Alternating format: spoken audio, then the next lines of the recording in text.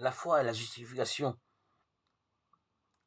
doivent être alimentées par la connaissance. Et celle-ci, à son tour, doit mettre le cœur du croyant au contact du cœur du Christ.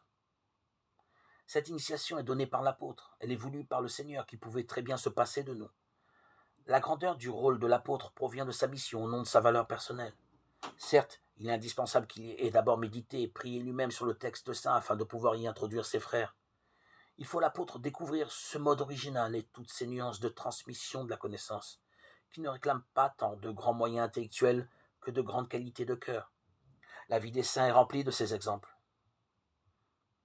Ils ont tous été remplis de l'amour de Dieu. Un autre aspect constant du message de saint Paul est la révélation très nouvelle de Dieu dans le Christ ressuscité.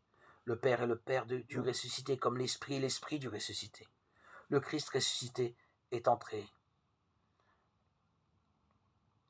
dans nos cœurs. Pouvons-nous affirmer que nous avons réalisé la portée de cette vérité? Elle est pourtant fondamentale.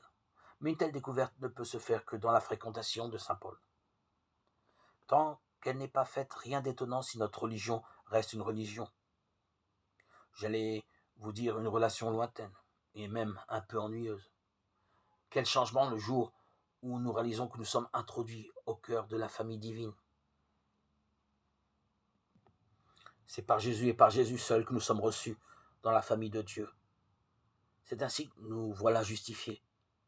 Jésus plaide pour nous, c'est-à-dire dans le milieu d'amour où nous nous épanouissons et où nous vivons pour l'éternité.